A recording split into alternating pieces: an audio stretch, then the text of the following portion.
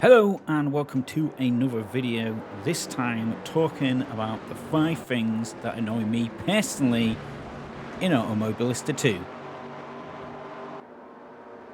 So in no particular order, let's begin with my number 1, repaints.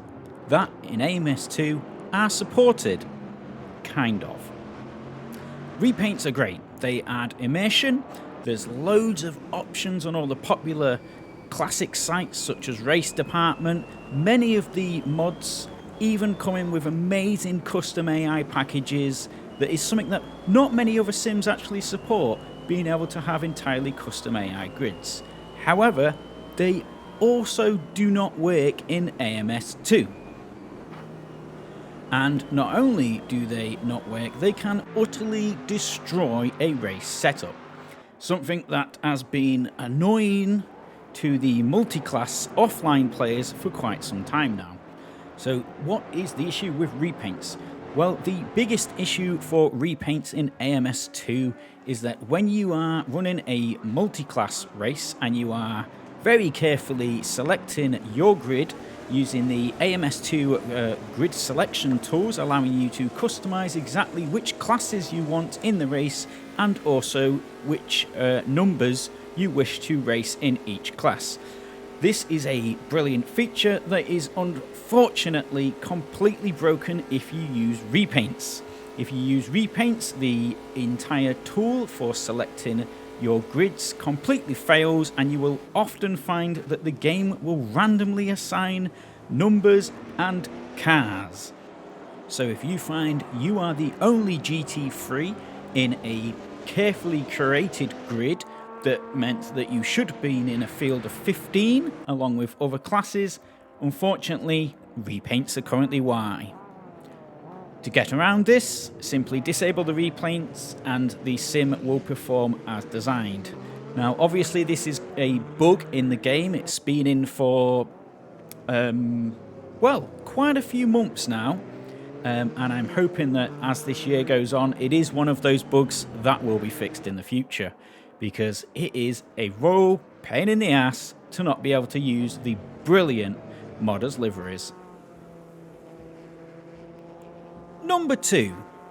In AMS2, the cars are brilliant, and they're also really, really bad.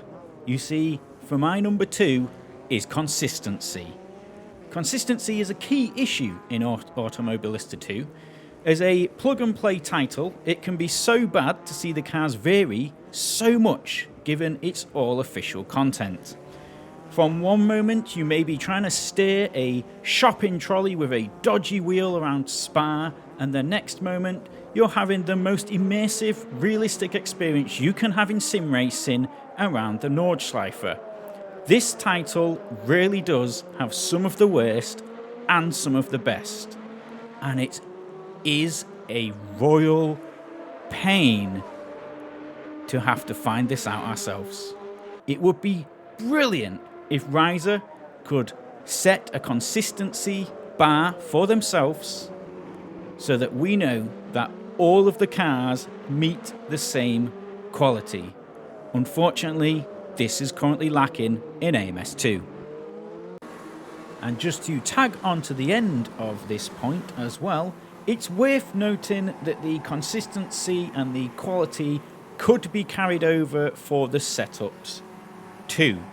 You see, AMS2 is somewhat known in the community to have some of the worst stock setups in all of sim racing, often requiring massive changes to get them to drive anything like the cars they're supposed to simulate.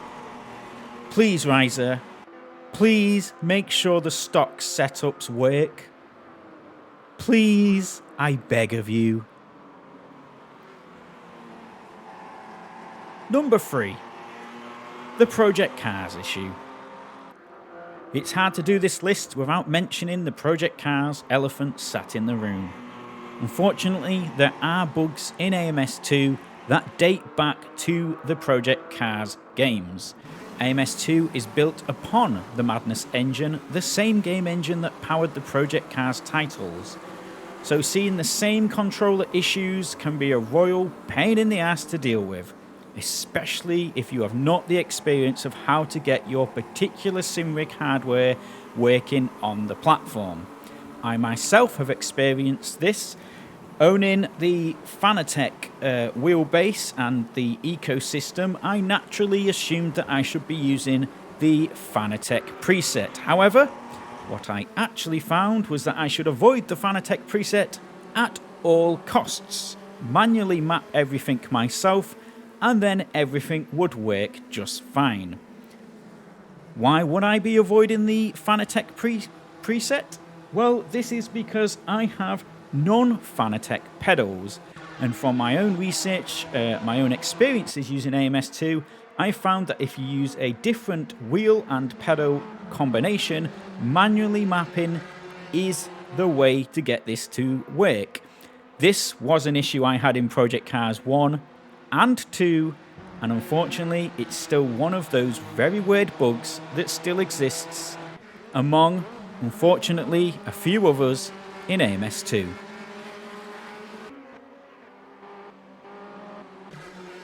My number 4, AMS2 multiplayer. Now this is probably going to go on my great things about AMS2 list. However, it also has to be one of those things that appears on this hate list as well. You see, multiplayer outside of friends can suck. Really, really suck. Many people want to run AMS2 leagues and use dedicated servers. And whilst few have had great success with these, it's also fair to say that a vast quantity of users have issues with the dedicated servers. Somewhat strangely, the dedicated servers seem to run very poorly compared to just hosting a race on your racing PC. The dedicated servers, especially the public-facing ones, can often have massive load times between races, making many people assume the server have crashed and then disconnect, as no one wants to wait 10 minutes between a session change.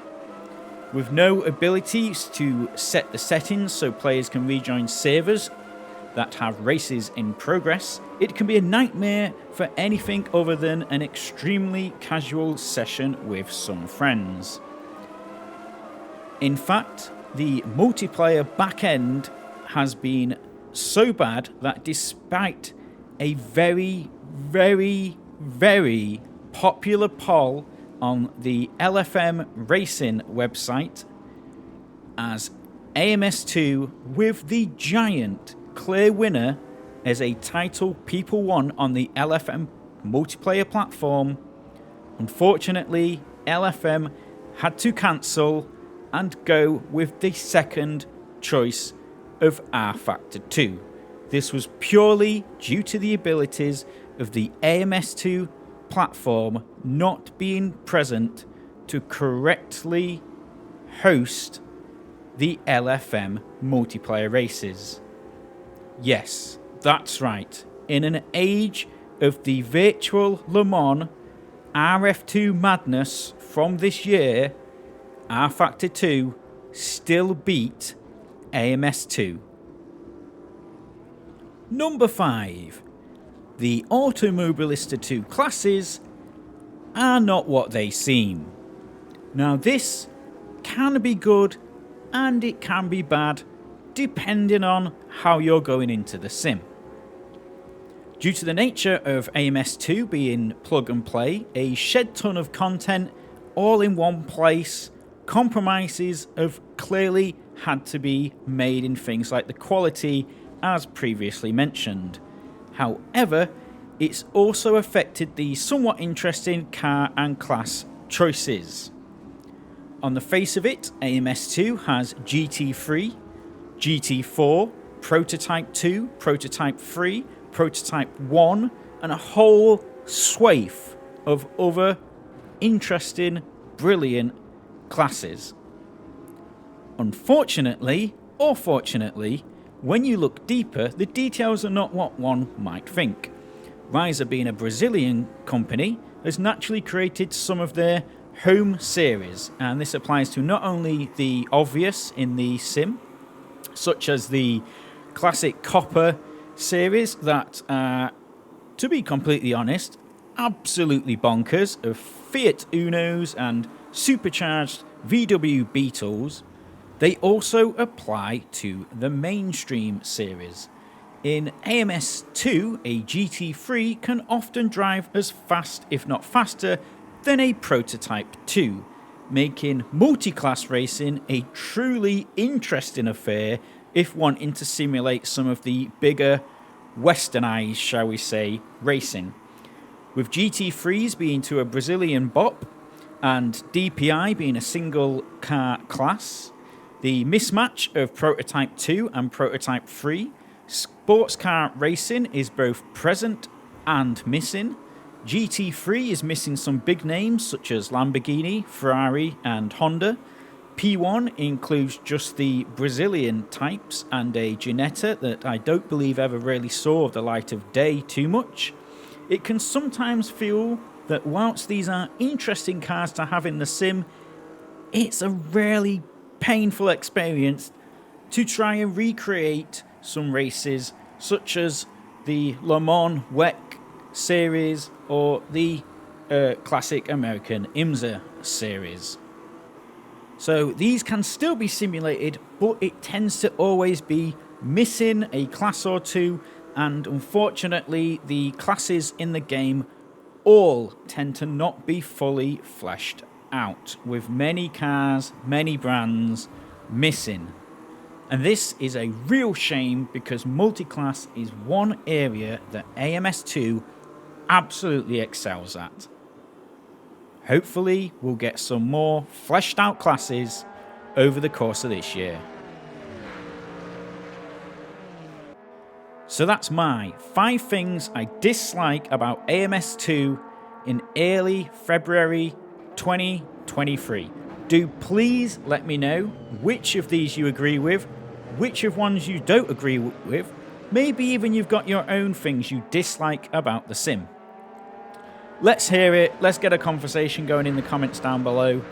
And I'll hopefully see you in my next video, 5 things I love about AMS2.